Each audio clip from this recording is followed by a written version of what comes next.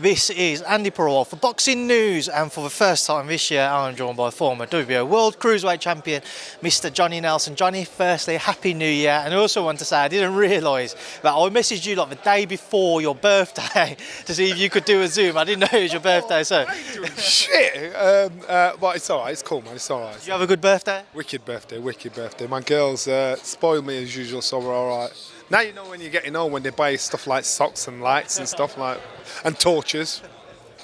Never get enough, too many socks, Johnny, but yeah, here we are up in Liverpool once again. Tasha Jonas, Mikaela Mayer. An interesting fight, one which has caught the eye, one which is it's a lot of talk about the weight. Obviously, Mikaela Mayer jumping straight back into the back up to 147. Tasha's only just settling into the weight. Do you think people are looking into that too much? I think they are. I think it's down to the skill of both fighters, and both fighters are very skillful. You've got to respect them massively.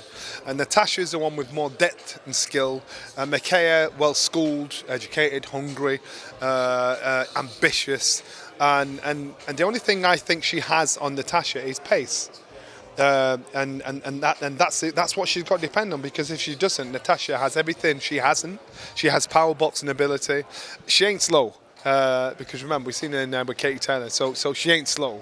But I saw Natasha earlier on. She looks on point. She looks on it, relaxed. And you've got to remember the pedigree where she's coming from. It's just, I think it's going to be a brilliant fight. I think you've got two fighters that really believe, they're in there to win. They're not in there to make the numbers up. Natasha's actually quite a big favourite with the bookies at this moment in time. Is that a surprise to you? No, not really, no. As I said, I just think the only thing Natasha's got against her is age. And with age, your pace drops a little bit. And that's the only thing. So I'm not surprised at all. Jack Cullen, Chelli, the rematch. It's been a few years on now since they fought back at Matchroom Square Gardens. Time has passed. What do you expect to see in a rematch? Chelli thought he won the first one. Chelli apparently... He's changed trainers now. Apparently, I don't know if it's true or not, because I thought his old man was still involved with him. I don't know if it's wrong or right.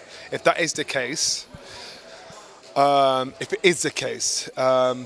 surprised. He probably needed that transition as far as he was concerned. His dad knows his son, knows how to motivate him, knows what he needs.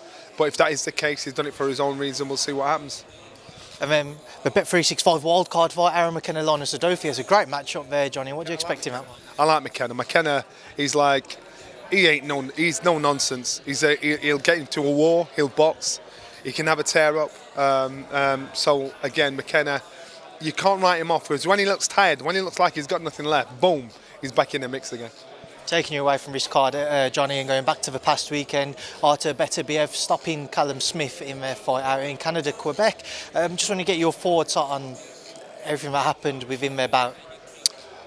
Good match. Beterbiev, was on point. Nothing's changed. 20 fights, 20 knockouts. Callum, even before the fight, said Callum, he was at some point, at one point, you just saw, how can you beat this guy? Then you saw him in with Canelo, and then you saw him in with that one there, and I thought, what, I think we've seen the best of him, but the best of him, I'm not writing him off. But what I was thinking before the fight, I thought, Beterbiev, I think he'll have his number. Put the pressure on him, the shorter fighter, made sure the fight worked for him. He was constantly putting Callum under pressure throughout the fight, and even when Callum was up against the ropes, moving, trying to slip the shots, he looked like he was in more trouble than he actually was, and that would obviously give Beterbiev more confidence as the fight rolled on. And then eventually, but surely, he broke him down. I think his best round was round 2 and maybe 5 or 6, I think it was. But that was it. Beterbiev, he just didn't seem like he had to step out of first gear. That's obviously set up what people will expect to be the undisputed bout next with Dimitri Bivol. When that comes around, if it's over the line, what's your thoughts? I think Beterbiev is more compact.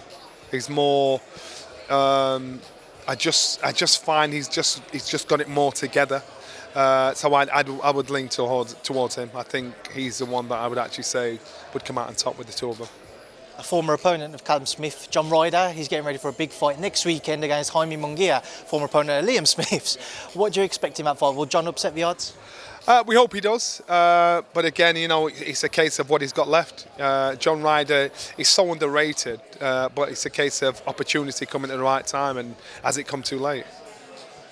Joshua-Ngannou, Johnny. What are your thoughts on that bout next up for AJ? I think AJ wins. I think AJ beats Ngannou. Ngannou's problem is now that everybody knows who he is, everybody has now looked at him and thought, this guy's strong, this guy can't be intimidated, this guy, you know, he's not going to go in there, don't go in there like some wide-eyed novice. And maybe we, as well as Tyson Fury, underestimated him initially. I believe if Tyson Fury fought him again, he'd do a much better job. I believe Anthony Joshua will do a much better job than Tyson Fury did because he knows what's in front of him. How big is a risk factor in that fight, in your opinion, John? Oh, massive, massive. Risk reward doesn't weigh out. You know, some people are calling it a cash grab. Is it really? Because in reality, if Joshua gets turned over by Ngannou, then we've got a problem. I don't expect that to be the case. I expect Joshua to get the job done. He should do. He should get the job done. One of your friends who called it a cash grab is Mr. Froch. Yeah, well, you know what, Carl, if you check out his podcast, check out what he's doing, I think Carl is in a position to say it how he sees it as far as he's concerned. I love watching him. I think his show's brilliant. I think he's talking from the gut. He's talking from the man in the street. So good on him. I understand where he's coming from. One thing I'm interested to get your thoughts on, Johnny, is I've seen a bit of a back and forth between Lennox Lewis and Eddie Hearn over Twitter surrounding this fight. Lennox kind of questioning the legitimacy of it, saying that AJ should maybe be in a better fight, doesn't really do much for his career. I mean, I've seen some fans ask him, in their words, I see him as a bit of a hater of AJ's. Just your thoughts on anything to do with that. So, I understand where Lennox is coming from. Why? You understand why? Because if it's about the dough, then I get it. But if it's about the progression and the advancement or one step closer to the world title fight, then I don't get it. Risk reward doesn't weigh out. So I understand where Lennox is coming from because he's thinking, what, the legitimacy of this, why would you do that? Why would you make such a risk? Because again, if AJ gets turned over, boom, it's all up in smoke. So you'd make sure, because winning this fight, what does it mean for AJ? It doesn't take him a step closer to what? You know, he's just got a job done to say, look, I did a better job than Tyson Fury. It's not, he doesn't, ranking-wise, he's stepping back to try and to look forward, and it actually doesn't make any difference for him. So I understand Lennox's argument, and I also remember, you know, when this fight was announced, to my understanding, I think Eddie, you know, when it was Tyson Fury in with Ngannou, Eddie had kind of the opposite to say than what he's saying now. This is now a chance to try and prove something for himself. So I get where Lennox is coming from. So back and forth. No, I think Lennox is in the right position. He's a fighter. He's a fighter that understands it at the top level. So I'd probably lean towards Lennox. AJ sticking with Ben Davison for the fight as well. The correct move on the back of Saudi? Yeah, it works for AJ. It works for him again, and Ben Davison again. I ain't sticking the boot in it, but it works for him. I think AJ did an excellent job in his last fight. It was against somebody who was familiar with. I want to see that same intensity. I want to see that same ambition. I want to see that same fire when he's in there against somebody that he's not operated against, that he's not sparred with, that he's not familiar with. And so when you can take that AJ into the ring against a fighter, then I think, Ben, I don't know what you've said to him. I don't know what you've done to him. Now you're talking. So really, we just got to wait and see if that is the case, or it was a familiarity that bred content for AJ because he boxed the way he did. Because I thought he boxed excellent in his last fight.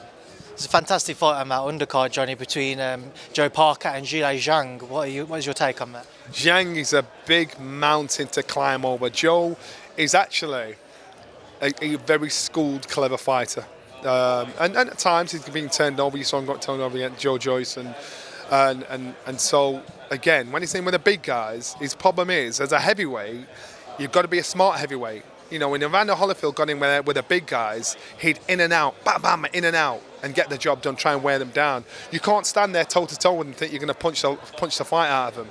That's what he did with Joyce. That's what he cannot do with Zhang, because if he does, he's going to get knocked out. So he's got to box smart, in and out, use his pace, and then he could win.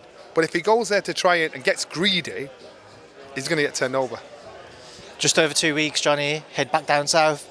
Joshua Buatsi, Dan Azeez. Which way are you leaning currently?